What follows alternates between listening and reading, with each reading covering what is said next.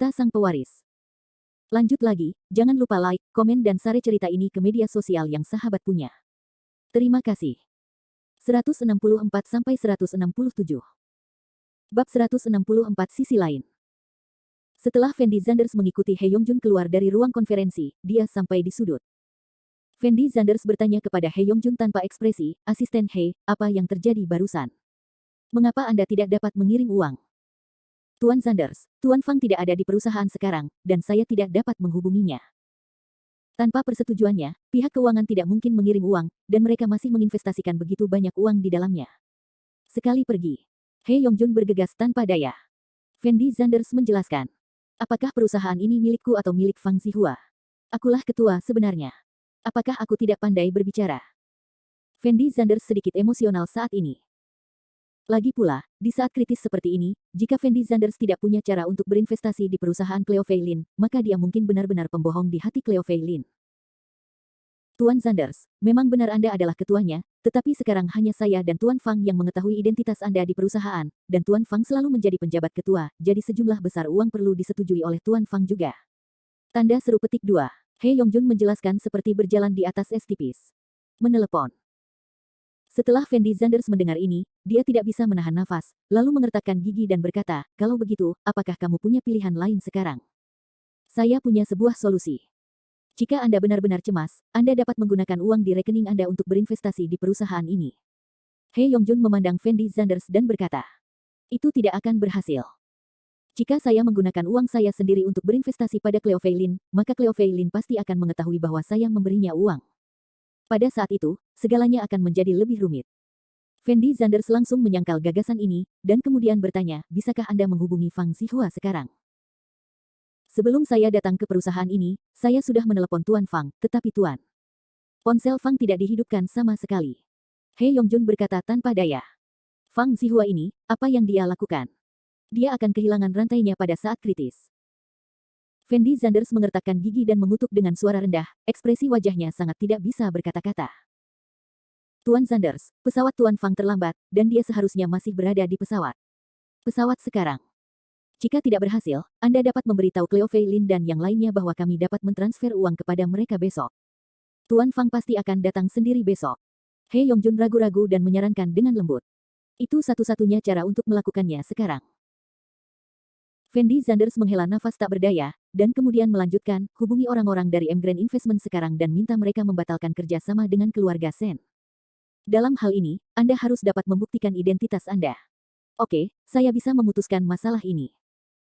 Hye Yongjun mengangguk cepat, lalu mengeluarkan ponselnya dan menghubungi nomor Departemen Urusan Investasi M Grand. Setelah beberapa saat, Fendi Zanders dan Hye Yongjun kembali ke ruang konferensi. Setelah melihat Fendi Zanders kembali, Sen Fei berkata sambil tersenyum, "Fendi Zanders, apakah kamu sudah berdiskusi dengannya? Bagaimana kamu bisa terus membodohi kami?" Fendi Zanders melirik Sen Fei dengan ringan, mengabaikan Sen Fei, tetapi berkata dengan lembut kepada Cleo Fei Lin, "Cleo Fei Lin, Hye Yongjun mengatakan bahwa pimpinan perusahaan mereka tidak dapat dihubungi sekarang. Bisakah kamu menentukan waktu untuk pembiayaannya?" "Besok." "Hahaha." Setelah Sen Fei mendengar ini, dia langsung tertawa, dan kemudian berkata kepada Cleo Fei Lin, "Cleo Fei Lin, kamu lihat apa yang saya katakan benar, saya hanya mengatakan bahwa anak ini akan terus membodohi kita. Lihat siapa dia dibicarakan, tidak dapat menghubungi ketua. Kamu membodohi hantu." Setelah mendengar kata-kata Fendi Zanders, pemegang saham lain di ruang konferensi juga mulai tertawa. "Fendi Zanders, menurutmu kami ini idiot? Kemarin kamu menundanya sampai hari ini kamu menundanya sampai besok, alasan apa yang akan kamu temukan untuk membodohi kami besok? Apakah kamu akan mati jika kamu mengakuinya? Tidak dapat menemukan investor." Mandy Lin memarahi Fendi Zanders tanpa ampun. "Pimpinan perusahaan kita masih." Hye Yongjun tahu bahwa masalah hari ini adalah tanggung jawabnya, jadi dia membuka mulut untuk menjelaskan. "Baiklah, Tuan Hye, Anda tidak perlu menjelaskannya." Tetapi pada saat ini, Cleo Fei Lin tiba-tiba menyela kata-kata Hye Yongjun, lalu bangkit dan berjalan di depan Fendi Zanders, dan bertanya kepada Fendi Zanders dengan ekspresi serius, "Fendi Zanders, katakan sejujurnya, apakah kamu menemukan seseorang untuk bermain denganmu?" "Tidak." Fendi Zanders menggelengkan kepalanya. "Sangat bagus." Cleo Fei Lin mengangguk sambil mencibir, dan kemudian berteriak dengan ekspresi sangat kecewa, "Fendi Zanders, ini sudah saat ini, dan kamu masih berbohong padaku."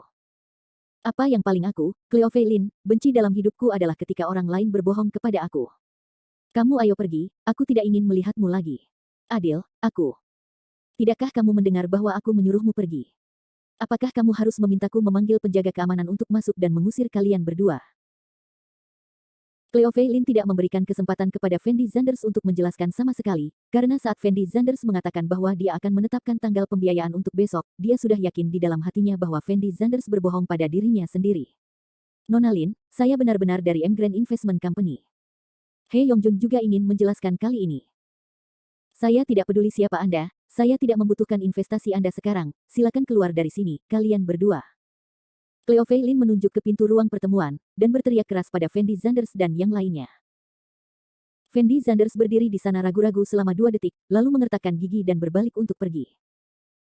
Fendi Zanders awalnya ingin membantu Cleo Fei Lin karena niat baik, tetapi dia tidak menyangka bahwa dia akan bersikap dingin di wajahnya yang panas. Dia membayar begitu banyak untuk Cleo Fei Lin, tetapi yang dia dapatkan adalah penghinaan berulang kali yang dilakukan Cleo Fei Lin. Pada saat ini, Cleo Fei Lin sudah berbicara dengan tidak berperasaan, Fendi Zanders merasa dia tidak perlu tinggal di sini lagi. Melihat Fendi Zanders ingin pergi, He Yongjun segera mengikuti Fendi Zanders dan keluar dari ruang pertemuan. Diaosi adalah Diaosi, tidak peduli bagaimana Anda berpura-pura menjadi generasi kedua yang kaya, itu tidak akan pernah menjadi nyata. Setelah Shen Fei melihat Fendi Zanders hendak pergi, dia tidak bisa menahan diri untuk tidak mengejek. Dah. Tapi saat Fendi Zanders hendak berjalan ke pintu ruang konferensi, tiba-tiba terdengar suara langkah kaki. Detik berikutnya, pintu ruang konferensi dibuka. Fang Zihua masuk ke ruang konferensi dengan langkah. Ketika Shen Fei melihat Fang Zihua, dia membeku di tempatnya, dan senyuman di wajahnya langsung membeku. He Yongjun tidak dianggap terkenal di Jiangcheng, jadi tidak banyak orang yang mengenal He Yongjun. Tapi Fang Zihua berbeda. Sebagai penjabat ketua M Grand Group, dia bisa dikatakan dikenal semua orang di Tiongkok. Selama bosnya sedikit berada di atas panggung, pada dasarnya semua orang mengenal Fang Zihua. Jadi ketika Fang Zihua muncul di ruang konferensi, semua orang tercengang, dengan ekspresi terkejut di wajah mereka. Tuan Zanders, maaf, saya baru saja kembali dari perjalanan bisnis di ibu kota, jadi saya sedikit terlambat. Agar identitas Fendi Zanders tidak terungkap, Fang Zihua menjelaskannya dengan nada seperti sedang berbicara dengan seorang teman. Tidak masalah. Fendi Zanders berkata dengan ringan. Setelah semua orang mendengar percakapan antara Fendi Zanders dan Fang Zihua, ekspresi wajah mereka menjadi semakin terkejut. Karena mereka tidak pernah menyangka bahwa Fendi Zanders akan benar-benar mengenal Fang Zihua. Seluruh ruang konferensi menjadi sunyi senyap untuk sesaat, dan keheningan itu membuat orang merasa sedikit takut. Semua orang menahan nafas, dan mereka tidak berani menarik nafas. Mereka merasa apa yang terjadi hari ini sungguh luar biasa. Bab 165 pada saat ini. Cleo Fei Lin perlahan mengangkat kepalanya dan mengarahkan pandangannya pada Fendi Zanders. Dia awalnya berpikir bahwa apa yang dikatakan Fendi Zanders kepadanya barusan adalah membual, tetapi sekarang Fang Zihua datang sendiri, yang berarti Fendi Zanders tidak membual sama sekali, dan apa yang dia katakan itu benar. Pada saat ini, Mandy Lin membuka mulutnya lebar-lebar, dan melihat pemandangan ini dengan bodoh, dengan ekspresi terkejut di wajahnya. Dia tidak pernah berpikir bahwa Fendi Zanders benar-benar mengenal Fang Zihua, dan Mandy Lin tidak tahu bagaimana menggambarkan perasaannya sekarang. Namun, saat ini, Shen Fei adalah yang paling terkejut. Dia menatap sekeliling, menatap Fendi Zanders dan Fang Zihua dengan bodoh, dengan ekspresi jelek di wajahnya. Dia hampir menyesal sekarang, jika Fendi Zanders benar-benar mengenal Fang Zihua, itu berarti identitas He Yongjun juga benar. Jika He Yongjun benar-benar manajer umum M Grand Investment Company, maka apa yang dikatakan He Yongjun sebelumnya untuk membatalkan kerja sama dengan keluarga Shen juga benar. Memikirkan hal ini, wajah Shen Fei menjadi pucat. Karena kerjasama antara keluarga Shen dan perusahaan investasi M Grand dinegosiasikan oleh ayah Shen Fei, Shen Guoyuan, melalui kesulitan yang tak terhitung. Jika dia mengetahui bahwa investasinya hilang karena alasannya sendiri, Shen Guoyuan mungkin akan sangat marah jika dia membunuh Shen Fei. Memiliki. Deng. Tepat ketika Shen Fei sedang memikirkan bagaimana memulihkan kejadian hari ini, terdengar suara langkah kaki lagi di luar ruang pertemuan. Ledakan. Segera, pintu ruang konferensi dibuka. Seorang pria paruh baya dengan wajah berminyak langsung bergegas ke ruang pertemuan. Setelah Shen Fei melihat pria paruh baya ini, dia langsung membeku di tempatnya, dan berkata dengan ekspresi yang sangat ketakutan, "Ayah, mengapa kamu ada di sini?" Pria paruh baya yang datang saat ini tidak lain adalah ayah Shen Fei, Shen Guoyuan. Shen Guoyuan baru saja bekerja di perusahaan tersebut, dan tiba-tiba menerima kabar bahwa M Grand Investment telah membatalkan investasinya di perusahaan mereka. Investasi ini merupakan investasi penting bagi keluarga Sen. Begitu Emgrand Investment membatalkan investasinya, itu berarti semua investasi keluarga Sen sebelumnya akan sia-sia. Sen Guoyuan buru-buru menghubungi orang-orang dari Emgrand Investment Company dan bertanya mengapa mereka membatalkan investasi pada keluarga Sen. Setelah bertanya, dia akhirnya mengetahui bahwa itu karena Sen Fei menyinggung He Yongjun, manajer umum Emgrand Investment, di perusahaan Feilia. Itu sebabnya Sen Guoyuan bergegas. Ayah, kenapa kamu ada di sini? Saat Sen Fei melihat Sen Guoyuan, dia sudah menebak apa yang terjadi, dan bertanya dengan ekspresi sangat gugup. Dasar bajingan yang hilang, aku akan menghajarmu sampai mati.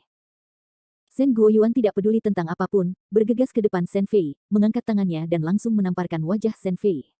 Bentak. Terjadi ledakan keras. Sen Fei ditampar oleh tamparan Sen Guoyuan, dan duduk di tanah dengan keras. Cleo Fei Lin menatap Sen Fei dengan mata berair besar, dengan ekspresi sangat terkejut di wajahnya. Pertama Fang Zihua muncul, dan kemudian Sen Guoyuan. Keduanya datang ke perusahaannya, yang hanya dapat menjelaskan satu masalah. Fendi Zanders tidak pernah berbohong sejak awal, dan He Yongjun memang adalah manajer umum perusahaan investasi Emgrand. Ayah, kenapa kamu memukulku? Sen Fei menutupi wajahnya yang memerah, dan meneriaki Sen Guoyuan dengan ekspresi yang sangat sedih. Kamu bajingan kecil, kamu tahu bagaimana membuat masalah di luar sepanjang hari, dan kamu bahkan berani menyinggung perasaan Tuan He. Apakah menurutmu hidupmu terlalu panjang? Begitu Sen Guoyuan selesai berbicara, dia mengulurkan tangannya lagi dan menamparkan wajah Sen Fei. Sen Fei ditampar lagi, dan wajah putihnya tiba-tiba membengkak seperti kepala babi. Dia tahu di dalam hatinya bahwa dia pasti telah menyebabkan masalah serius hari ini, jika tidak, Sen Guoyuan tidak akan begitu marah. Awalnya, di mata Sen Fei, Fendi Zanders hanyalah seorang miskin yang mengantarkan makanan. Namun baru sekarang dia menyadari bahwa Fendi Zanders tidak sesederhana yang dia bayangkan. Bagaimana bisa seorang pengantar makanan mengenal orang-orang seperti Fang Zihua dan He Yongjun? Tuan He, saya benar-benar minta maaf atas kejadian hari ini. Ini semua salah saya karena tidak bisa mendisiplinkan saya dengan baik, dan saya membiarkan anjing itu menyinggung perasaan Anda. Setelah Sen Guoyuan menamparkan Sen Fei 2 kali, dia berkata kepada He Yongjun dengan ekspresi yang sangat rendah hati. Tidak apa-apa, aku tidak akan peduli dengan orang seperti ini. He Yongjun berkata dengan ringan.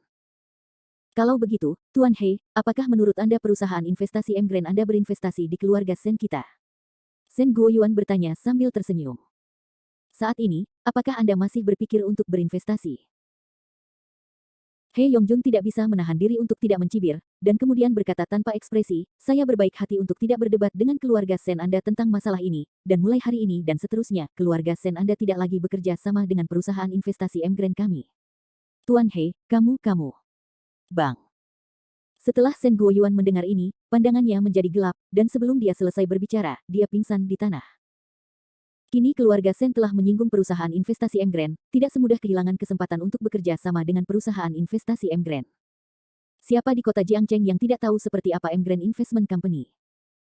Jika sebuah perusahaan menyinggung perusahaan investasi Emgrand, semua perusahaan di kota Jiangcheng tidak akan lagi bekerja sama dengan perusahaan ini. Oleh karena itu, apa yang dikatakan He Yongjun sekarang tidak diragukan lagi merupakan hukuman mati bagi keluarga Sen. Sen Fei melihat posisi Fendi Zanders dengan datar, dengan ekspresi jelek di wajahnya. Tidak pernah terpikir olehnya bahwa hanya karena perkataannya sendiri, keluarga Sen akan berubah menjadi seperti sekarang. Selama mereka menyinggung masyarakat perusahaan investasi Emgrand di wilayah Jiangcheng, itu tidak akan berakhir dengan baik. Adapun para pemegang saham di ruang konferensi, mereka melihat posisi Fendi Zanders, He Yongjun dan lainnya dengan mata kosong, merasa sangat terganggu di hati mereka. Bukan hanya keluarga Sen. Mulai hari ini, kalian semua di sini tidak akan bekerja sama dengan perusahaan investasi Emgrand kami. Kalimat He Yongjun berikutnya secara langsung menjatuhkan hukuman mati kepada semua orang di ruang konferensi. Para pemegang saham yang masih sombong langsung tercengang setelah mendengar perkataan He Yongjun. Sen Fei adalah dalang kejadian hari ini, sementara yang lain adalah kaki tangannya. Alasan mengapa He Yongjun melakukan ini terutama untuk menyenangkan Fendi Zanders. Dia tahu bahwa Fendi Zanders adalah bosnya yang sebenarnya, dan Fang Zihua hanyalah bawahannya. Selain itu, selain mempermalukan Fendi Zanders, orang-orang ini juga sangat mempermalukan He Yongjun sebelumnya, jadi He Yongjun selalu merasa sangat tidak puas di hatinya, dan dia hanya menggunakan kesempatan ini untuk membalas dendam. Cleo Fei Lin menatap posisi He Yongjun dengan mata berair yang besar, ekspresinya sangat rumit. Hingga saat ini, ia belum memahami betapa menakutkannya keberadaan Emgrand Investment. He Yongjun dapat menakuti orang-orang ini dengan satu kata. Tuan He, saya mohon, beri kami kesempatan. Kami juga tidak bermaksud menyinggung perasaan Anda hari ini. Pada saat ini, pria parubaya yang paling sering mengejek Fendi Zanders sebelumnya buru-buru berlari ke arah He Yongjun dan berlutut di tanah dengan keras. Ya, Tuan He, tolong beri kami kesempatan. Pemegang saham lainnya juga berdiri satu demi satu, berlutut tepat di depan He Yongjun, memohon dengan getir. Saat ini, mereka telah sepenuhnya menyerahkan harga diri mereka demi mendapatkan kesempatan untuk bertahan hidup. Fang Zihua sedang tidak berminat untuk menonton orang-orang ini memainkan adegan pahit di sini, jadi dia menoleh dan bertanya kepada Fendi Zanders dengan lembut, Tuan Zanders, menurut Anda apakah saya masih perlu berinvestasi di perusahaan MES? Lin sekarang. Setelah mendengar ini, Fendi Zanders perlahan menoleh untuk melihat posisi Cleo Fei Lin. Cleo Fei Lin juga menatap Fendi Zanders dengan mata terbelalak. Keempat mata saling berhadapan. Suasana hati Fendi Zanders mulai menjadi sedikit rumit. Jika Cleo Fei Lin tidak mengusir Fendi Zanders sekarang, dan tidak mengatakan hal-hal buruk itu kepada Fendi Zanders akan membiarkan Fang Zihua berinvestasi. Namun sikap buruk Cleo Fei Lin barusan benar-benar membuat Fendi Zanders marah, dan Fendi Zanders tidak tahu bagaimana harus menentukan pilihan sekarang. Bab 166. Cleo Fei Lin memandang Fendi Zanders dengan datar, dengan ekspresi rumit di wajahnya. Sekarang Cleo Fei Lin tahu bahwa Fendi Zanders bukanlah pembohong, dan Fendi Zanders memang membantunya menemukan investor yang sangat kuat. Dia sekarang menyesali apa yang dia katakan kepada Fendi Zanders tadi. Jika bukan karena dia salah paham terhadap Fendi Zanders, masalahnya tidak akan berubah menjadi seperti sekarang. Cleo Fei Lin tidak punya pilihan sama sekali sekarang. Jika Fendi Zanders tidak membiarkan Fang Zihua berinvestasi di perusahaannya, maka Cleo Fei Lin hanya bisa menyaksikan perusahaannya bangkrut. Karena Shen Fei dan putranya sudah dalam bahaya melindungi diri mereka sendiri, tidak mungkin mereka mengeluarkan uang untuk berinvestasi di perusahaannya. Fendi Zanders, maafkan aku minta maaf padamu. Pada saat ini, Mandy Lin tiba-tiba memanggil Fendi Zanders. Mandy Lin, yang selalu sombong dan sombong, melepaskan kesombongannya saat ini, dan rela menundukkan kepalanya pada pria seperti Fendi Zanders. Meskipun dia tidak tahu mengapa Fendi Zanders mengenal seseorang seperti Fang Zihua. Tapi bagaimanapun juga, Fendi Zanders tidak berbohong, dia menemukan investor untuk berinvestasi di perusahaan Cleo Fei Lin. Itu sebabnya Mandy Lin merasa apa yang dia katakan untuk mempermalukan Fendi Zanders sebelumnya agak tidak masuk akal, jadi dia berinisiatif untuk berdiri dan meminta maaf kepada Fendi Zanders. Kamu meminta maaf padaku. Fendi Zanders menatap Mandy Lin dengan bingung. Ya, meskipun kamu masih dianggap brengsek di mataku, kamu benar-benar tidak berbohong tentang masalah hari ini. Aku minta maaf atas apa yang aku katakan kepadamu sebelumnya. Mandy Lin berkata kepada Fendi Zanders dengan jujur. Dikatakan. Faktanya, kepribadian Mandy Lin selalu seperti ini, dia mengungkapkan isi hatinya dengan jujur, dan mengatakan apapun yang terlintas dalam pikirannya, tanpa mempertimbangkan konsekuensinya sama sekali. Meski kepribadiannya tidak menyenangkan, tapi itu benar adanya. Dan sebagian besar alasan mengapa dia mencoba yang terbaik untuk mempermalukan Fendi Zanders adalah karena Fendi Zanders memanfaatkannya saat itu, dan dia selalu tidak bisa mengatasi rintangan di hatinya ini. Hehe. Fendi Zanders memandang Mandy Lin dan tersenyum, dia tidak banyak bicara, dan dia tidak menyangka Mandy Lin akan mengambil inisiatif untuk meminta maaf pada dirinya sendiri. Zanders, Fendi Zanders, aku juga minta maaf padamu, aku seharusnya tidak salah paham padamu sebelumnya.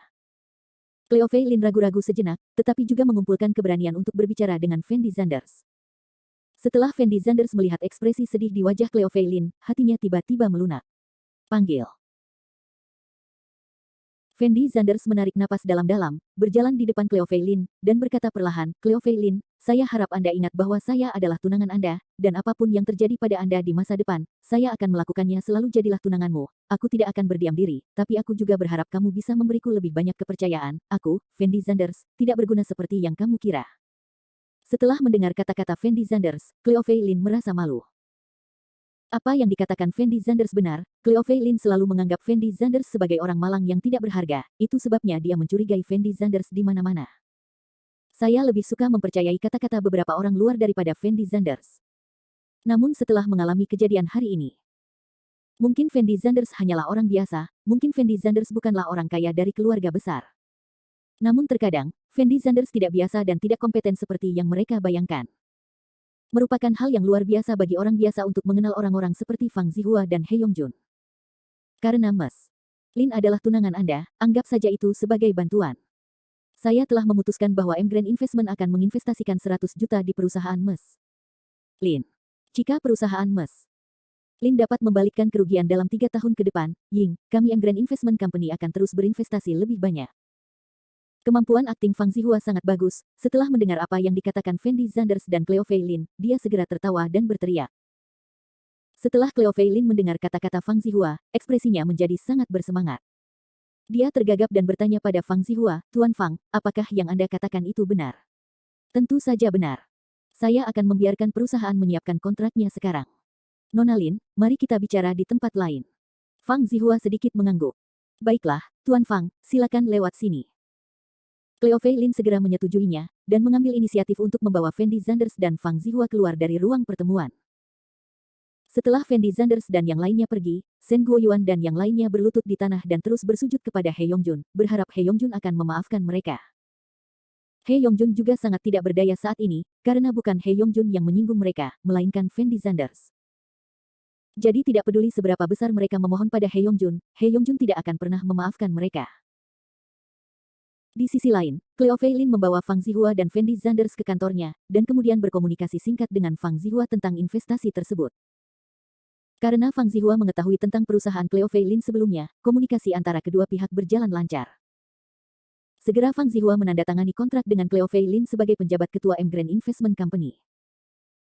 Fang Zihua menginvestasikan 100 juta di perusahaan Cleo Feilin, dan memperoleh 51% saham di perusahaan Feilia, yang berarti Fendi Zanders kini memiliki 51% saham di perusahaan Cleo Feilin.